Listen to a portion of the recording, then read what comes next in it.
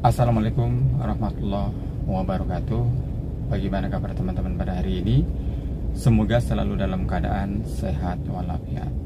Kali ini saya akan menjawab satu pertanyaan mengenai SPPT, pajak bumi dan bangunan. Jadi ada satu pertanyaan, telah balik nama, sertifikat, tetapi pajak bumi dan bangunannya masih orang lama. Bagaimana solusinya? Ya, terima kasih atas pertanyaannya. Tapi sebelum dilanjut, saya mohon dukungannya untuk like dan subscribe channel ini agar teman-teman tidak ketinggalan informasi-informasi berikutnya dari kami. Terima kasih. Ya, memang banyak pertanyaan mengenai hal tersebut, di mana seseorang telah balik nama, sertifikat tanah, tetapi ternyata setelah beberapa tahun atau misalnya tahun berikutnya, pajak bumi dan bangunannya itu masih orang lama. Pertanyaannya misalnya, apakah itu bermasalah kalau hal tersebut terjadi? Ya, sudah pernah saya buat videonya. Kalau itu masih orang lama, sebenarnya sih tidak ada masalah asal selalu dibayar pajaknya setiap tahun. Tapi mungkin terkait hal ini, apabila ingin berubah nama menjadi nama pemilik baru, memang tidak otomatis berubah gitu. Jadi kita harus mengajukan permohonan perubahan ke kantor Bapeda atau kantor pajak setempat yang menangani mengenai pajak bumi dan bangunan.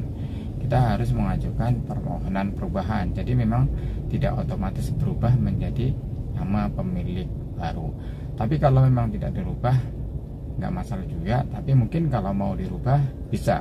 Jadi mengajukan permohonan balik nama SPPT pajak bumi dan bangunan ke Bapeda atau kantor pajak yang menangani mengenai pajak bumi dan bangunan. Nah, ada beberapa syarat kalau kita ingin membalik nama pemilik pajak PBB dari orang lama ke orang baru. Pertama, siapkan fotokopi sertifikat. Yang kedua, siapkan fotokopi KTP dan fotokopi KK pemilik baru. Kemudian siapkan fotokopi akta jual beli. Kemudian siapkan fotokopi SPPT pajak bumi dan bangunan terakhir. Kemudian mengajukan permohonan perubahan nama pemilik wajib pajak. Nah, mengajukan perubahannya di mana? Silahkan datang ke Bapeda yang menangani pajak bumi dan bangunan di wilayah setempat. Nah, nanti akan diverifikasi oleh petugas mengenai dokumennya. Apabila nanti tidak ada kendala, beberapa minggu kemudian nanti akan muncul atau selesai pemilik baru.